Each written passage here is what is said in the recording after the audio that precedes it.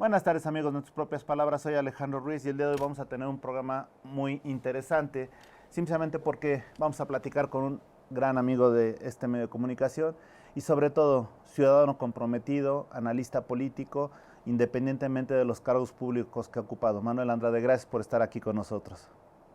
Alejandro, muchas gracias. El gusto es mío, como siempre, platicar contigo. Y mira, bueno, vamos a empezar ahora sí que calientitos y todo esto. Platícanos un poquito de cómo ves el México de hoy entre, entre corcholatas y ficheras, porque ya al final no sabes qué es lo que está pasando, ¿no? Bueno, yo creo que estamos, como muchos ya lo habíamos dicho desde hace tiempo, estamos entrando al final. Todos los finales de gobiernos tan intensos como el que ha encabezado López Obrador, pues tienen un poquito de agonía y tienen un poquito de drama y tienen un poquito de tragedia y tienen mucha comedia. Me parece a mí que lo que estamos viviendo es una mezcla de todo esto. Y en ese contexto me parece que el proceso electoral que ya arrancó, aunque no legalmente, pero sí en los hechos arrancó desde el momento en que al lunes siguiente de la elección del Estado de México abrieron el proceso interno para seleccionar su candidato en Morena, pues me parece que están pasando cosas que vale la pena apuntar. No, todavía no quizá aquilatar, pero sí apuntar. Primero, todos estamos viendo un proceso de selección interna, menos la autoridad electoral. O sea, ahí empezamos mal, ¿no? Claro. Todos sabemos de que lo que se está tratando es de hacerle un fraude a la ley, de evadir la ley, de buscarle una vuelta a la ley para que Morena pueda anticipadamente, con más de 4 meses, elegir un candidato presidencial y colocarlo en el oído y en el gusto de la ciudadanía. Y todos lo percibimos, ellos mismos se confiesan, ellos mismos se registraron como aspirantes a la presidencia, y el único que no lo ve es la autoridad electoral, que se muestra una vez más, como se advirtió al cambio de los consejeros, tibia, pusilánime, medrosa y muy aquiescente a lo que el presidente quiera. No quieren pelearse con el presidente. El simple hecho de haber ido a comer, a desayunar o a tomar un café con el presidente, pues es el menoscabo de la autonomía y la independencia que debe tener un órgano electoral en una elección tan complicada y radical como la que vamos a vivir. Segundo, me parece que Morena va de fracaso y de fracaso en sus intentonas por posicionarse. Me preocupa mucho la actitud que tomaron, por ejemplo, contra Jacob Polensky, porque efectivamente, como ella lo invocó y hizo valer su derecho, me imagino que va a recurrir al organismo electoral. Eh, Desde que se modificó la Constitución en favor de la equidad de género, de la, de la igualdad de oportunidades entre hombres y mujeres, y se establecieron en la propia Constitución acciones positivas en favor de ellas, se reglamentó que todos los procesos electorales, tanto de partidos como constitucionales, requieren de equidad, es decir, el mismo número y a la misma posibilidad de oportunidades entre hombres y mujeres. Este proceso interno de Morena para elegir candidato presidencial, hay una total desigualdad porque se trata de tener una sola mujer candidata contra 4, 5 o 6 aspirantes hombres a la misma candidatura, lo cual es violatorio de la ley, violatorio de la Constitución y violatorio de los estatutos de Morena. Ella seguramente, creo yo, Jacob, podrá recurrir, pero además se me hace una falta de respeto muy grave porque no estamos hablando de cualquier gente. Morena solamente ha tenido 3 presidentes nacionales de partido y Jacob es una de ellas. Es senadora, me parece que es una mujer importante en el ámbito empresarial porque ha ocupado la presidencia de diversos organismos empresariales nacionales, y esto más bien me parece que es una reafirmación de que no, la manera de coger candidato no va a ser ni con encuesta, ni va a ser con consulta, sino va a ser simplemente como lo dijo Mario Delgado, porque el presidente no la mencionó entre los posibles aspirantes llamados deleznablemente corcholatas, y esto me parece que también es algo que debe observarse en el proceso. Y por último, porque me parece a mí que la incorporación de candidatos externos de otros partidos a un proceso interno de otro partido, pues también son violatorios de la ley, porque la ley establece que ningún candidato, ningún aspirante podrá participar en 2 procesos diferentes de distintos partidos en una misma elección, salvo que medie un convenio de coalición o de acuerdo. Sé que hay expresiones de acuerdo entre PT, Verde y Morena, pero no se han registrado porque la ley establece que los plazos para hacerlo pues son hasta el mes de noviembre, porque las reglas las fija la autoridad electoral y la autoridad electoral ni siquiera se ha constituido para emitir esas reglas. Eso veo yo que está pasando en el México actual. Veo muy polarizado, la oposición está envuelta entre la espada y la pared, porque yo también los entiendo, Alejandro. Si ahorita la alianza o los partidos opositores sacaran un candidato o candidata, yo creo que Andrés Manuel lo despedazaría en 3 semanas con sus mañaneras. Y en menos, lo haría pedazos. Si se sigue retrasando con el acuerdo y el procedimiento, pues es muy probable que la alianza se deshaga. Ya hay muchas voces al interior del PAN que ya no quieren alianza con el PRI. La posición de Movimiento Ciudadano ya la conocemos, es muy radical en contra de Alejandro Moreno, porque estamos viendo al PRD que como que tampoco ya no le tiene mucha confianza a la alianza con Alejandro. Entonces, esto, si se siguen retrasando, si siguen dilatando por lo menos visos de cómo se va a decidir al interior de la alianza, pues también va a generar problemas.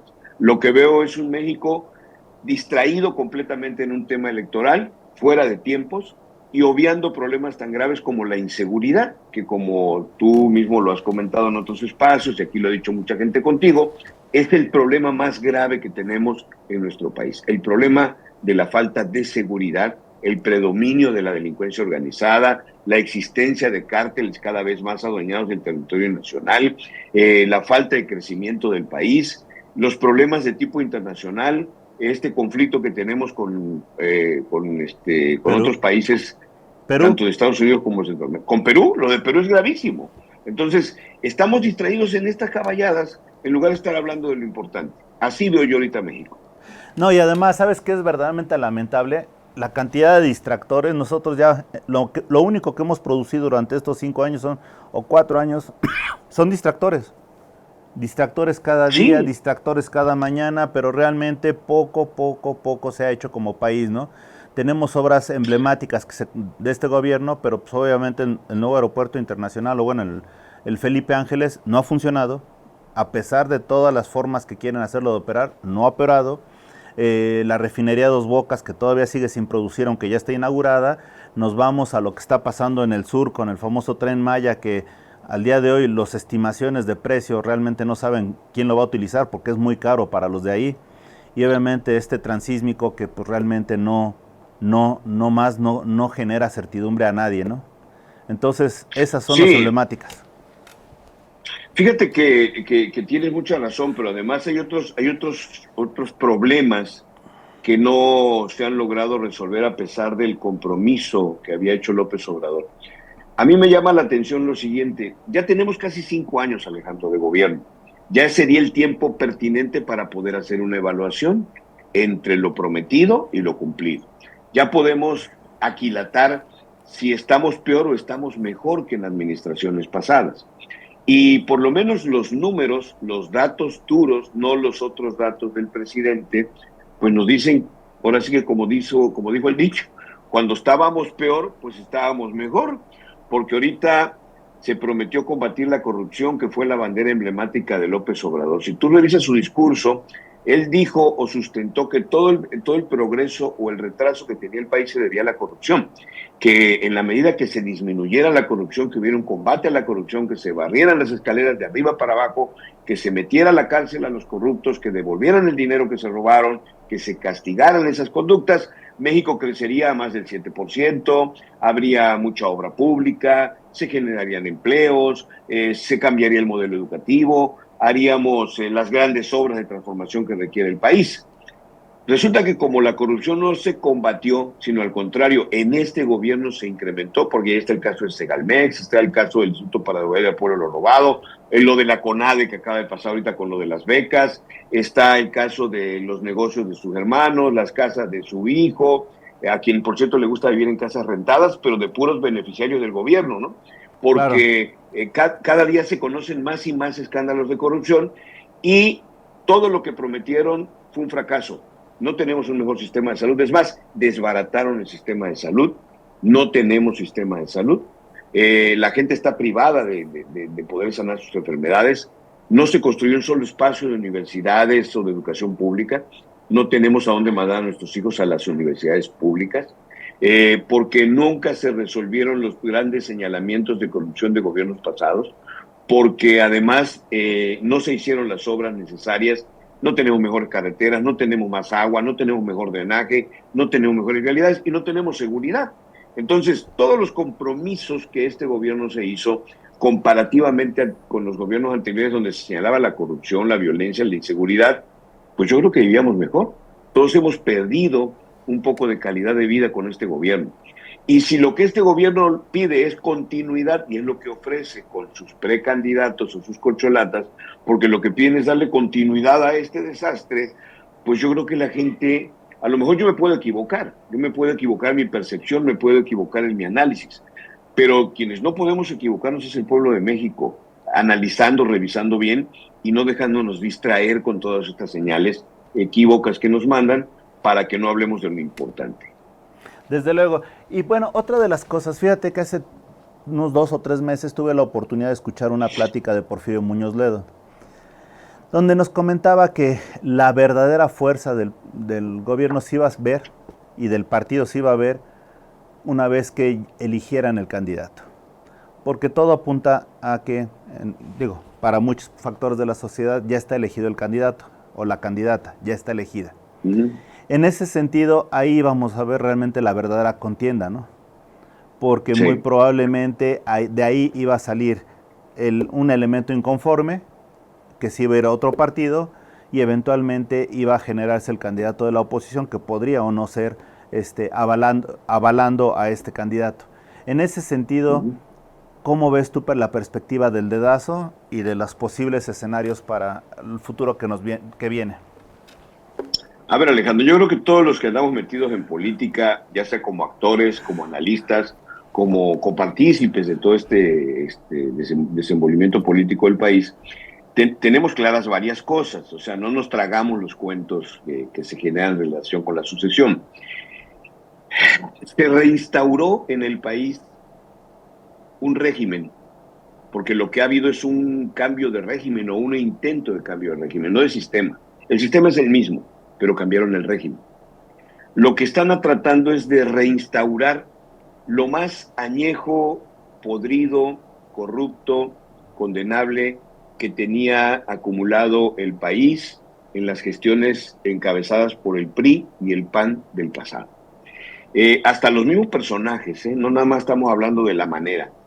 Todos los que fueron y estuvieron y ocasionaron los graves problemas que tiene este país, que participaron en gobiernos priistas y panistas del pasado, son reinstalados en el nuevo gobierno que encabeza López Obrador. Y nombres, hay infinidad de nombres de personas. En el caso de Tabasco, pues nosotros conocemos a cientos que incluso aborrecían a López Obrador, que estuvieron en contra de López Obrador, que tomaron acciones en contra de López Obrador y su movimiento, pero que ahora se acomodaron en un sentido de oportunismo sumamente hábil, y que son protagonistas de este nuevo PRI, vamos a llamarle así, de este nuevo PRIAN reencarnado en Morena. Nadie nos tragamos el cuento de que va a haber, la encuesta va a decidir, de como dijo el presidente, que él va a ir como Vicente a donde va la gente, de que él va a haber piso parejo, de que todos esos cuentos no. Sobre los tabasqueños no lo conocemos y sabemos que no es así. Va a ser un dedazo vil y descarado que aparentemente ya tomó la decisión de que sea Claudia. Eso es lo que se ve, se lee. Los nombramientos efectuados este lunes pues también te dan pauta a reafirmar esa creencia. Pero yo también creo que el problema de Morena efectivamente va a ser como la película de Kramer contra Kramer. El que va a derrotar a Morena es el propio Morena y su propia realidad. Yo creo que veo muy lejano que alguno de los que se están registrando en el proceso rompa, ni Marcelo ni Monreal, no los veo en condiciones de la ruptura. En la mañanera de este lunes, si te podrás dar cuenta, salió a defender a Marcelo Ebrard. Y en política no hay casualidades. Esa defensa, más bien yo le hubiera dicho, si yo fuera Marcelo, le diría, no me defiendas, compadre, porque de algo que ni yo estaba enterado, como el propio presidente lo confiesa que él tampoco, pues él se encargó de hacernos, de enterarnos de todas las tranzas de Marcelo y de su hermano y de la inmobiliaria y de la persecución política. O sea, todo eso se lo revivió, dizque defendiéndolo, pero más bien me pareció a mí atacándolo. Entonces, yo creo que en este contexto tenemos que estar muy aguzados, no dejarnos ir por el canto de las sirenas. Va a haber miles de jugadas distractoras, el presidente es muy hábil en eso. Los medios de comunicación se han vuelto muy pusilánimes en este asunto también, porque viven de intereses, su principal cliente es el gobierno, y le hacen el jueguito al presidente con la transmisión de las mañaneras, con que todos los noticieros están alimentados con las mañaneras, no hay otra fuente de información, ya las mesas de redacción, los jefes de redacción, los reporteros de la mayoría de los medios que conocemos, se plegaron simplemente a lo que la mañanera les dicta, él les da el guión de lo que tienen que hablar todo el día. Y aunque estén en contra, no se dan cuenta que al seguirle el juego a este guión, le siguen la narrativa y entonces no hay alternativa de opinión para la población. Medios como el tuyo, como muchos otros más, que hacen, no caen en ese juego, sino que tocan realmente los temas importantes de la gente, pues ojalá y cada día tengan mayor valor, mayor espacio, mayor presencia, para que la gente pueda normar realmente su criterio. Es cierto, pero mira, dentro de todo esto, yo lo que sigo viendo es un escenario realmente de ruptura, lo que tú comentabas de Kramer contra Kramer. Y ahí voy a ahondar un poquito, porque en un momento dado hay un candidato, en este caso Marcelo Ebrard, que tiene todos los cuadros ya hechos y todo el perfil para ganar, ¿no? Para ganar esa encuesta. Si viene una imposición, lo que tú estás comentando, digo, obviamente va a haber un rompimiento fuerte y ahí va a haber un desmoronamiento fuerte. Entonces, seamos realistas, este gobierno no es ni socialista, no es ni izquierdista, este gobierno es de Dios, de un Dios que está rigiendo todo. Y entonces ahí, por mucho que haya continuidad de una candidata, lo cierto es lo que viene es que pues yo no veo a un Marcelo ni socialista ni comunista, lo veo más capitalista de lo que podríamos entender todos, y con ello se da el juego para las empresas y los empresarios de apoyar un sector de generación de riqueza que se ha olvidado, ¿no? Entonces vienen muchos factores que, te digo, lo bonito va a ser septiembre y la decisión que se tome, porque a partir de ahí va a venir un desmoronamiento, es lo que muchos estiman. Pero fíjate que digo, yo coincido que pudiera hacer eso, pero yo apuntaría a dos cosas, Alejandro. La primera, yo creo que la estrategia para cambiar la realidad del país no es esperar que le vaya mal a Morena. Coincido. O sea, este tipo de criterios que algunos sostienen, de que va a haber ruptura, de que Marcelo se va a salir, de que Monreal va a jugar por abajo del agua, de que si no es Adán le va a hacer la contra no sé quién, todo este tipo de intrigas, de sospechosismos, de maledicencias políticas, pues es muy irresponsable porque es desear que ojalá les vaya mal a aquellos para que nos vaya bien a nosotros, lo cual no va a pasar. O sea, independientemente de que ellos van a tener sus errores y tienen sus problemas y va a haber sus conflictos, la ciudadanía sobre todo, digo, obviamente la oposición, pero la ciudadanía deberíamos estar haciendo nuestra parte para que las cosas cambien, sobre todo aquellos que no estamos satisfechos con lo que está pasando, que sí somos aspiracionistas, que queremos que nuestros hijos, como fue en el caso de mis padres, ayer por ejemplo que fue del padre, yo recordaba mucho que mi papá no nada más era un proveedor, sino era una gente preocupada por heredarnos lo que antes decía todos los papás. A mis hijos les voy a heredar no sé si dinero, pero sí educación. A mis hijos no sé si les voy a heredar fortuna, pero sí les voy a heredar un apellido. Yo no sé si a mis hijos les voy a heredar bienes, pero lo que sí les voy a heredar a mis hijos es un proceso de formación personal y familiar con valores para que precisamente esos sean sus instrumentos que les sirvan para defenderse en la vida y sobre todo a las mujeres para que ellas, formadas, educadas, profesionistas, escojan a la pareja o al marido que quieran y si quieren que lo mantengan, pues, pero que sea decisión de ellas.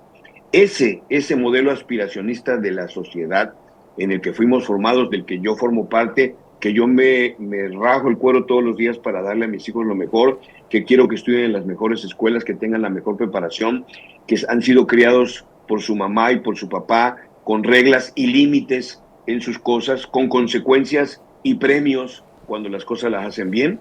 Ese tipo de gente que yo quisiera que mis hijos, si yo tuviera posibilidades, los mandaría a estudiar a la mejor universidad del mundo, al mejor lugar del país donde puedan estudiar.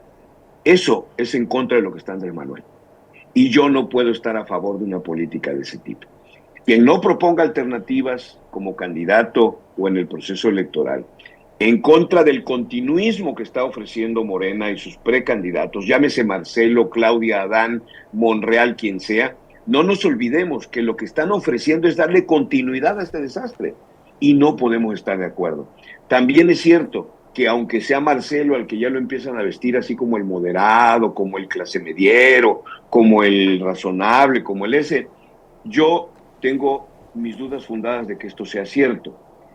No lo veo en condiciones a Marcelo de eso, no lo percibo de esa manera.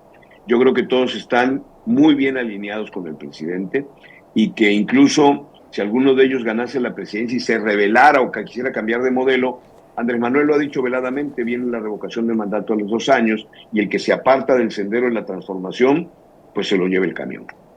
Exacto. Ahora bien, fíjate que dados los resultados en el Estado de México, muchos dijeron que fue una gran derrota de la oposición. Sin embargo, también hay algunas personas que estiman que, bueno, fue una elección propiamente de Estado, fue con todo en contra, con los apoyos sociales, con los buenos y los malos apoyando las votaciones, etcétera. Entonces, en términos generales, la diferencia que hablaban de 30 puntos, 20 puntos, al final fue menos que eso. Fue derrota, desde luego. Pero eso nos hace tener cierta esperanza de que no va a volver alguien a tener todo el Congreso, ni la mayoría brutal, sino que va a haber una real competencia o una división. ¿Tú cómo ves esa situación? Mira, la elección del Estado de México, efectivamente, yo creo que no hay nada para nadie si partimos de la base de esa elección y también la de Coahuila, porque aunque estamos hablando de monstruos de diferente tamaño, pero los dos son monstruos, estuvieron sometidos a la misma presión, vivieron la misma circunstancia, fue el mismo enemigo, los mismos adversarios. Si tú divides la votación por partido, mi querido Alejandro, en el Estado de México, Morena sacó menos votos que el PRI. Claro. Como partido solito, la alianza del Verde y el PT, por eso es que se encarecen tanto las alianzas con ellos, porque les dieron el 17% que les sirvió para ganar. Porque por eso es que está el chantaje del Verde y del PT, por eso admiten a Velasco, por eso admiten a Noroña, porque seguramente por eso le van a dar Chiapas al Verde para que ponga el candidato, porque seguramente en Noroña le van a dar un buen premio de compensación en la Ciudad de México o en Morelos, donde ya se empieza a pasear sugiriendo la posibilidad de estar haciendo política allá, etcétera. Entonces, me parece que la elección lo que demuestra es que si tienes un buen candidato, que no tenga cola que le pisen, que tenga un buen discurso, que tenga consistencia, con una buena campaña, que sea de confrontación, no estoy hablando de pleito. Las campañas, desde mi punto de vista de quien abandere a la oposición, tienen que ser de confrontar. Confrontar quiere decir poner frente a frente las cosas y que hagan comparativos entre cómo estábamos y cómo estamos, que hagan comparativos entre lo prometido y lo cumplido, que hagan comparativos y señalamientos, porque si no contrastas, ¿tú cómo vas a invitar a la gente a cambiar de opción para votar si no contrastan los resultados del gobierno? Del otro lado no van a poder hacer eso. Morena tendrá que hablar de darle continuidad a las obras del presidente, a seguir regalando dinero, a que siga cancelado el aeropuerto, a de que se sigan demilitarizando la vida del país, dándole todo a los militares, donde se siga adquiriendo deuda externa sin documentarla de la manera arbitraria como lo están haciendo, sin obra pública, sin crecimiento económico. Los candidatos de Morena no pueden salirse de ese guión. Y los únicos que pueden hacer la confrontación es la oposición. Y ahora bien, la ciudadanía tiene que exigirle a los partidos de oposición que ya estuvo bueno, ¿no? Porque sus acuerdos cupulares, los acuerdos de la nomenclatura de cada partido, nos van a querer terminar poniendo candidatos impresentables, con cola que les pisen, sin ningún prestigio, que se van a aprovechar de la inercia ciudadana porque por excepción van a votar por ellos o por condición para no votar por Morena, pero no nos sirve de nada porque llegando al Congreso se olvidan sus compromisos, se olvidan de la agenda ciudadana y sobre todo se venden con el gobierno. Eso es parte de lo que la ciudadanía tiene que ser muy severa.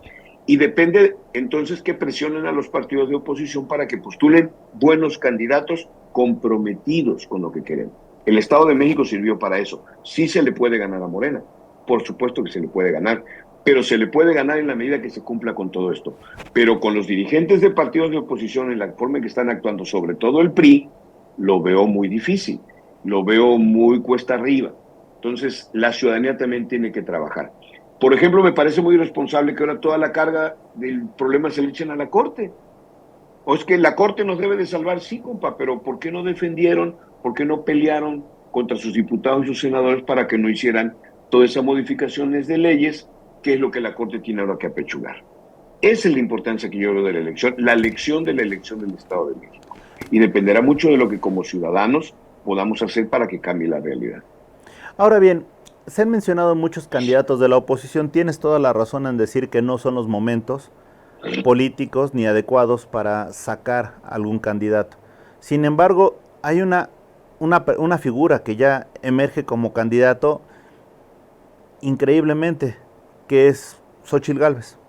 Y te lo digo porque tuvo el valor de ir a Palacio, le negaron la confrontación y de repente pasa a ser de alguna manera un señalamiento fuerte de una candidata de oposición.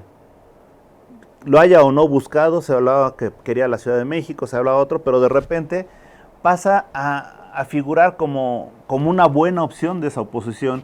Incluso habrás visto las caricaturas que todos la señalan como botarga, etcétera. Ya le están haciendo señalamientos y cuestionamientos y se están yendo por la fácil, no crítica. Pero de repente, reitero, ella pasa a un primer plano que quizá no tenía y sin pretenderlo, el gobierno mismo le dio ese lugar. Mira, tengo muchos años de conocer a Xochitl. Cuando fui gobernador me tocó tratarla en el gobierno de Vicente Fox. Fue para mi gusto una estupenda funcionaria pública, con un enorme conocimiento e involucramiento de su trabajo y sobre todo con un desempeño de resultados. La he estado viendo cuando fue delegada en la Ciudad de México, encargada, que fue jefa delegacional, ahora como senadora. Y Xochitl me parece que tiene muchas de las características que la gente está buscando en un candidato de oposición. Yo te mencionaba varias de ellas: que no tenga cola que le pisen, que tenga propuesta, que tenga discurso, que tenga carácter y que sepa confrontar. Ese tipo de perfiles son los que se tienen que buscar para quien vaya a ser el candidato que vaya contra Morena. El problema es que si tú empiezas a meter candidatos que empiezan con cuestiones pusilánimes, con complacencias con el gobierno y que no quieren confrontar porque tienen miedo, porque han sido corruptos, porque robaron dinero. Alejandro Moreno, por ejemplo, Alejandro no puede abrir la boca. Alejandro Moreno negoció desde un principio un montón de cosas con el gobierno, particularmente con Adán Augusto como secretario de Gobernación, a cambio de obtener que no lo metan a la cárcel y que no lo procesen en todo lo que le señaló la propia gobernadora de Campeche y que el propio presidente le señaló cuando era candidato y que todos en este país conocemos. Entonces, mientras esto no cambie, pues entonces no vas a tener con qué enfrentar ni confrontar a la oposición. Xochitl me parece una revelación importante, pero creo que junto con ella y otros perfiles hay que cuidar muy bien este tipo de cosas que me parece que van a permitir tener un candidato solvente y fuerte para enfrentar a Morena, al aparato de gobierno y a todo el dinero que van a mover. Manuel, pero también fíjate que dentro de los grandes ausentes que estamos viendo en estos momentos políticos de participación, el gran ausente son los jóvenes. Los jóvenes sí, que no aparecen porque quizá como medios no hemos sido lo suficientemente responsables para atraerlos, quizá porque también ellos toman a la cómoda de no involucrarse en algo que en principio no les llame la atención, o algo está sucediendo, pero no aparecen. Yo creo que es un fenómeno mundial, Alejandro. Mira, no me parece lógico que siendo un planeta, un mundo habitado mayoritariamente por jóvenes, particularmente por dos generaciones, hoy el presidente de Estados Unidos, la disputa está entre dos gentes mayores de 80 años. No es posible que la elección presidencial en México, como pasó en Sudamérica, en Centroamérica, la estén disputando personas mayores de 65 años. Porque me parece también que hay un problema generacional, como cuando pasó el rock and roll, cuando pasaron las épocas de rebeldía juvenil de esos tiempos, de los 50, 70, 70. Me parece que hay ahorita un problema de falta de involucramiento de los temas importantes a los jóvenes. Nos hemos creado una generación muy acomodada, que no ha sufrido, y que como no vivió las crisis que nosotros vivimos, como no conoció las guerras, como no ha conocido nada de lo malo de este mundo, pues está más preocupada por salvar una tortuga en el mar que por ver de que coman niños en una escuela o que tengamos seguridad en muchas partes del país, donde están matando 80 gentes diarias en promedio y están más preocupados porque un perrito le dio el sol en la calle. Entonces, ese tipo de cosas que no hemos sabido encauzar también es un problema mundial. En México, desgraciadamente, los jóvenes no tienen esa relevancia, por lo menos protagónica, pero sí la tienen en el voto, porque esta elección la van a decidir jóvenes como mi hijo mayor, que va a cumplir 18 años en octubre, y que va a ser de la generación que va a emitir su primer voto, y que en ellos, creo yo también, que los partidos deben de trabajar para explicarles el contexto de lo que está pasando en el país. Ahora bien, los jóvenes estamos también, el voto de la mujer debe de ser muy importante y se ha observado que cada vez la mujer está participando más. Cada vez hay más redes ciudadanas que están tratando de fomentar esa participación, en general de los que no participan y de los que ya participan, que lo hagan con conocimiento real de la situación. ¿Qué le sugieres a los círculos ciudadanos que se están dando y se están creando, o que ya existían y ahorita se están consolidando nuevamente para el 2024, que no pierdan? ¿Qué deben de tener básicamente para que sigan fortaleciéndose y no se pierdan en el camino? Mira, yo sostengo que una parte fundamental, no nada más social, sino política del país, obviamente son las mujeres y particularmente las mamás. Yo he insistido mucho en mi actividad política con las mujeres, que las principales obligadas en informarse, en actualizarse, en documentarse, son las mujeres y particularmente las mamás. ¿Por qué? Porque los niños en su casa, a la primer persona que van a recurrir para preguntarle algo que vieron en las redes, algo que vieron en la tele o algún comentario que escucharon en la escuela, va a ser a su mamá. Y cuando le pregunten a su mamá, la mamá tiene la obligación de estar informada para darle una información correcta al niño. Pero si no sabe o está mal informada o está maleada la información que recibe, entonces va a generar un daño muy fuerte en el futuro ciudadano que queremos construir. Te pongo un solo ejemplo. Mamá, ¿qué es la política? ¿Qué son los políticos? Si la mamá le contesta copiando el discurso de que López Obrador les inyecta por transfusión de odio en las mañanas a quienes lo ven, les va a decir que el político es un corrupto de lo peor, que son puros sinvergüenza, que por lo general son priistas o panistas o no sé qué son, de que el único político digno, rescatable y bien bonito es Andrés Manuel, y que la política es esto, entonces tú no te vas a dedicar a eso porque tú eres gente decente. Si le dan esa percepción al niño, la mamá, que es la fuente de confianza de los niños, vamos a perder un ciudadano, vamos a mallar a un futuro ciudadano y vamos a perder como país. Las mamás tienen llamadas y participar. No es cierto que la política no es cosa que a mí me importe, sí te importa, porque por culpa de esos políticos no tienes medicinas en los centros de salud, no tienes hospitales, no hay cupo en las universidades, no hay trabajo para tus hijos, no hay seguridad, no tienes buena luz en tu calle, no tienes agua potable, no tienes drenaje, no tienes transporte, no hay carreteras funcionales aquí. Entonces, sí importa la política. Y creo que las mujeres, como sabemos, la gran influencia que tienen emocional, práctica y política son fundamentales en este cambio. Y las redes ciudadanas pues tienen que trabajar más en hacer ciudadanía, en hacer que la gente se involucre en la política. Eso es lo único que va a poder cambiar el país en lo que resta de estos años. Hay una expresión que es fuerte, pero te pregunto, ¿cada país tiene el gobierno que se merece? Sí, coincido. Yo creo que tenemos lo que tenemos, nos lo hemos merecido por acción, por omisión, por complacencia, por complicidad o por conveniencia. Sí, qué fuerte se oye. Y que de alguna manera todos, lo que comentabas, vienen tus hijos y tenemos que ser conscientes del México que estamos dando y dejando, sobre todo los que ya somos mayores de edad, porque eventualmente tenemos una participación real en lo que está sucediendo. Pero cuando volteas a ver a los niños, de repente te das cuenta que son los principales afectados, entre otras cosas, de la pandemia. Se habla de un lustro perdido en la educación, se habla de 10 años perdidos en la educación, pero lo cierto es que con todos los programas sociales que se están dando, que les quitan el aspecto de aspiracionismo, etcétera, lo cierto es que ya traen una afectación que de alguna manera limita su competitividad. Tan es así que el IMCO, el Instituto Mexicano de Competitividad, ha dicho y ha señalado varias veces que México ha disminuido su competitividad, y con este tipo de educación y con este tipo de menores seguramente vamos a tener grandes retrocesos eventualmente. ¿Qué hacer para los niños? ¿Qué hacer para los jóvenes? Mira, por ejemplo, yo te daría, te trataría de dar un elemento de ilustración sobre cuando se interrumpe la continuidad de las cosas que funcionan.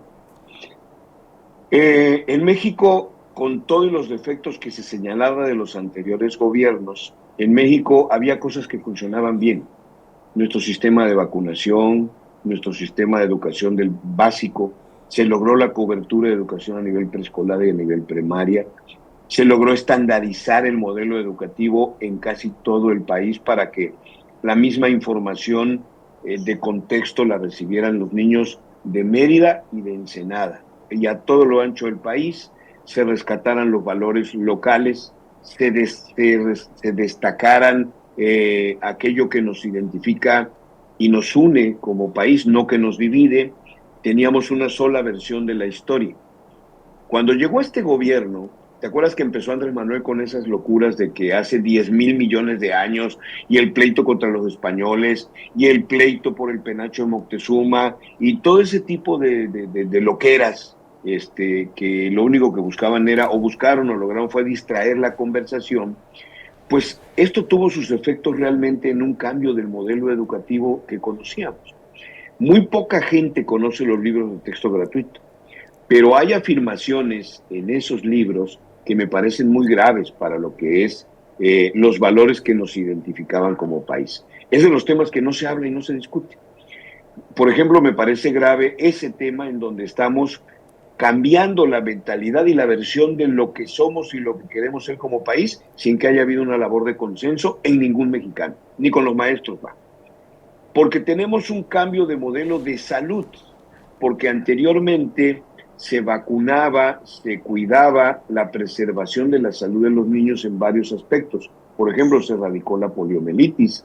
Hubo varias enfermedades que durante años causaron estragos a diversas generaciones en México, y gracias a los esfuerzos continuados del Estado y del gobierno mexicano se lograron erradicar. Yo todavía estudié en la primaria con 2 o 3 amigos que fueron afectados por la polio. Sin embargo, dejé de ver ya las próximas generaciones gracias a ese esfuerzo, porque había muchos niños con problemas de desarrollo, de su crecimiento, de su nutrición, de la dimensión de grosor de la cabeza, talla, peso.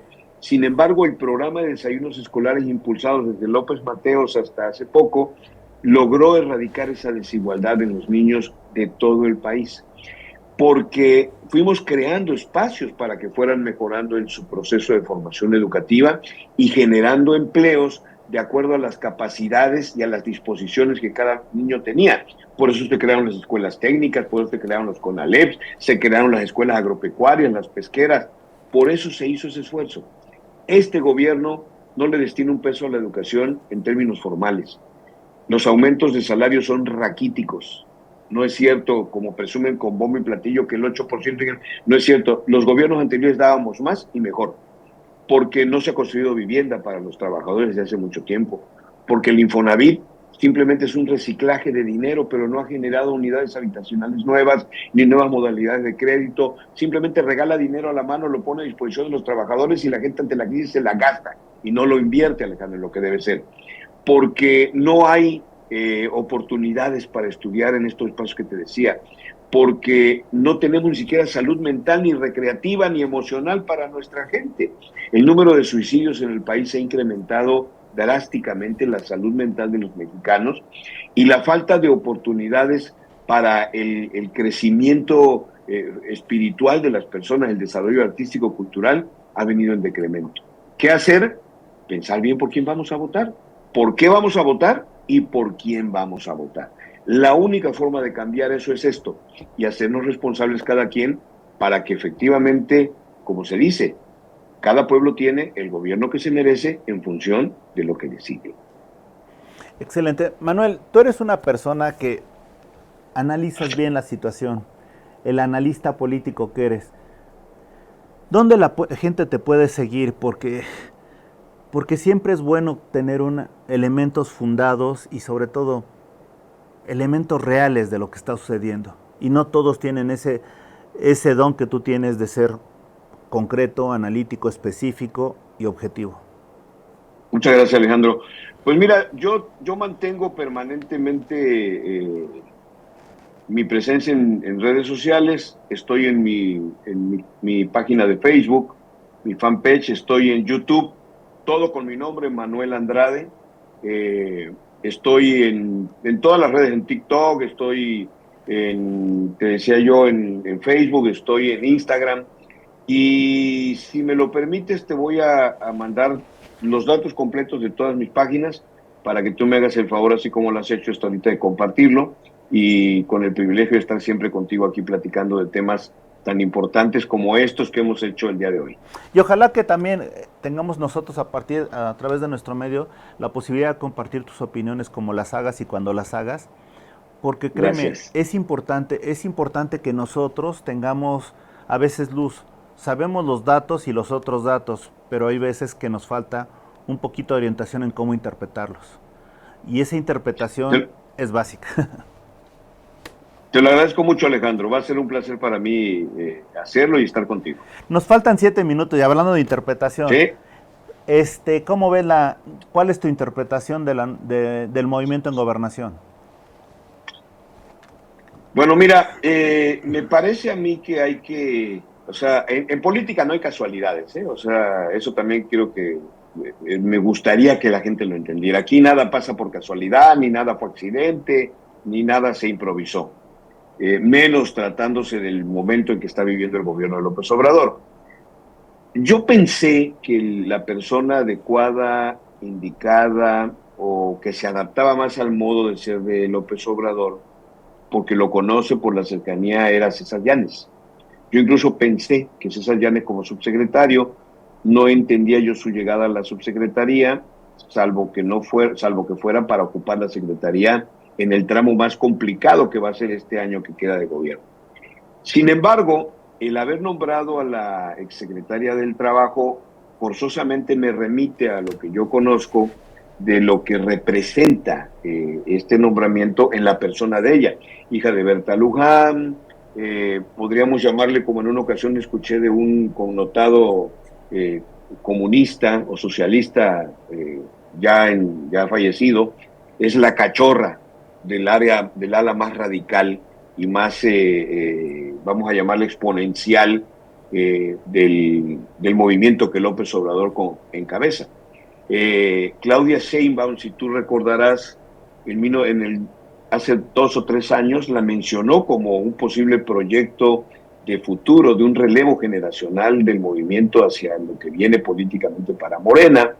Y pues recientemente la vimos siempre acompañando en su calidad de secretaria a Claudia en los eventos previos al proceso electoral. Hay una foto donde aparecen pues todas las secretarias con Claudia el día que se presentó en el momento de la revolución, que ahí ha de estar en medios, ¿no? Donde aparece la educación, aparece la energía, aparece ella, no nada más en un acto de solidaridad femenina o solidaridad como mujer, sino convencida de que esa es la vía correcta, de que es Claudia, como dicen ellos, ¿no? Entonces su nombramiento me parece que también tiene señales, hace señalamientos. Vamos a ver el desenredo de las lecturas, pero sobre todo me parece a mí que esto va a radicalizar internamente el conflicto. Yo también pues conozco a muchos de los que están ahí en Morena participando, de los que toman decisiones, de los que influyen en las decisiones, y sé que esto a varios no les va a gustar o no les gustó el nombramiento de ella. Perdón, Manuel, me está haciendo favor producción de pasarme dos preguntas antes de irnos. La primera pregunta que me están haciendo es, oye, puede sonar muy negativo lo que han dicho, pero pareciera que este gobierno no tiene nada bueno. ¿Hay algo bueno, Manuel? Mira, me cuesta mucho trabajo hablar de lo bueno, porque yo, que me dedico a darle seguimiento a lo que hace el gobierno, es tanto lo malo que se deja de percibir lo bueno. No tendría yo así un elemento de juicio para hablar en positivo de alguna acción de gobierno, aunque pareciera que me veo muy parcial, pero en términos reales es tanto lo malo que se ha hecho que lo poco bueno se ha opacado. Yo vivo en el sur del país, como sabes, y yo te puedo decir que de las obras supuestamente emblemáticas no han traído ningún beneficio, han generado más problemas de lo que pueden atribuir. Algunos dicen que el manejo financiero, pero yo, que conozco las cifras negras de la deuda externa, y lo vas a ver cuando es del próximo gobierno, las broncas que le van a dejar económicamente. No tendría yo ahorita así algo que destacar de este gobierno. Y el otro punto, Manuel, tú has conocido a muchos de los candidatos, bueno, cuando menos a 3 candidatos que ahorita, o corcholatas, los has visto como con sus antecedentes priistas y ya después sus distintos colores. En ese momento, y lo que me preguntan es, ¿qué falló en la ideología del PRI para generar a tantos desertores de su movimiento? Mira, yo creo que lo que pasó es que el PRI perdió la capacidad de abanderar causas de la sociedad. La última causa que yo recuerdo que el PRI abanderó fue en la época de que gobernaba Fox, que fue la campaña o la lucha en contra del IVA en medicinas y alimentos. De ahí para acá no recuerdo ninguna causa que el PRI haya defendido. Es más, podría decir que Morena o Andrés Manuel le arrebató todas las banderas y el discurso al PRI. Eso ocasionó que el PRI se quedara sin carnita para poder seguir manteniéndose vigente, y el discurso radical se lo ganó Morena. Pero acuérdate que Andrés Manuel está formado en el PRI. Yo trabajé con él en el PRI cuando fue dirigente en Tabasco, por ejemplo, te podría decirte, ¿no? Acuérdate que el 90% de quienes trabajan con él vienen del PRI, un 8% llegó del PAN, pero las únicas experiencias o referencias que Andrés Manuel tiene de política pública, de política partidista, de política social, están inspiradas en el PRI. Su modelo sigue siendo, en algunos conceptos, González Pedrero y su combate a la pobreza. Sus referentes siguen siendo los discursos de la vieja izquierda mexicana, más apoyadas en el liberalismo social mexicano que en la concepción política e ideológica que él tiene del comunismo, el socialismo mexicano.